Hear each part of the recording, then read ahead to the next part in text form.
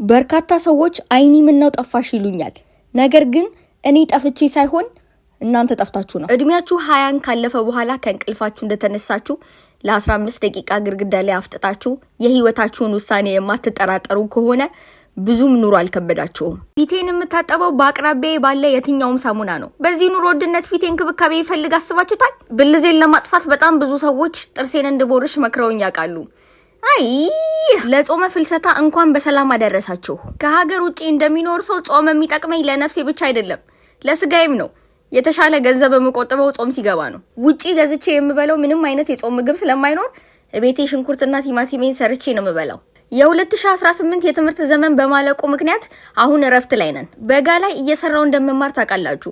አሁን ደግሞ የሙሉ ሰዓት ሰራተኛ ነኝ። በሳምንት ለ5 ቀናት ስራ ቦታዬ ላይ ታገኙኛላችሁ። 6ኛው ቀን ደግሞ የግልና የአካባቢ ንጽህናዬን መጠበቂያ ቀን ነው። ዛሬ ዕለቱ 6ኛው ቀን ነው፣ ማለትም ቅዳሜ።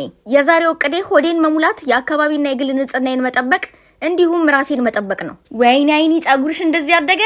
አዎ ጋይስ አድጓል። ጸጉሯን 3 ጊዜ ተላጭታ ኤክስፐሪመንት እንደሰራች የጸጉር አሳዳጊ ለእናንተ የምመክርላችሁ ጸጉር ክብር አይወድለትም። በልቼ ቡና ጠጥቼ ስራ ለመስራት እንቅልፌ ስለሚመጣ ራሴን በአካል ብቃት እንቅስቃሴዎች አነቃቃሁ።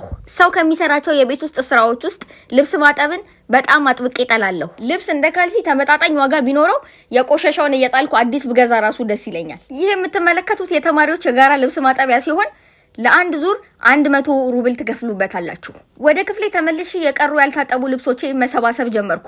የዩኒቨርሲቲ ዶርም ውስጥ ስትገቡ ትምህርት ቤቱ አንሶላና ብርድ ልብስ ይሰጣችኋል። አዲስ የምትመጡ ሰዎች ከኢትዮጵያ ተሸክማችሁ መምጣት አይጠበቅባችሁም። የመጀመሪያ ዙር የከተትኳቸው ልብሶች ታጥበው እስኪደርቁ ድረስ እኔ እዚህ ጋር የቤቴን ጽዳት ልጠብቅ። በሳምንቱ 7ኛ ቀን ደግሞ ለእናንተ የሚሆኑ የዩቲዩብ ምስሎችን ለመቅረጽ መቅረጸ ምስሌን ይዤ ከቤቴ እወጣለሁ። ለምቀርጻቸው ምስሎች አርታዬ የምሰራው ወደ ስራ ሲሄድ ወይ ስመለስ ወይም ደግሞ ልተኛ ስል ነው። የዩቲዩብ ተንቀሳቃሽ ምስሎችን ለመመልከት ከፈለጋችሁ ደግሞ ዩቲዩብ ላይ ሄዳችሁ ዝባዝንኬ ዊዝ አይኒ ብላችሁ ፈልጉ። ጾም ስለገባ ፍሪጅ ውስጥ የነበሩ የፍስክ ምግቦችን ወደ ቆሻሻ ጣልኩ።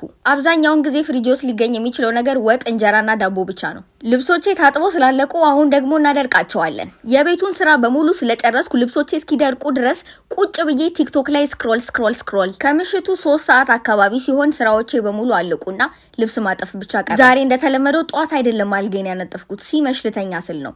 በሉ ደህና ደሩ። ቻው።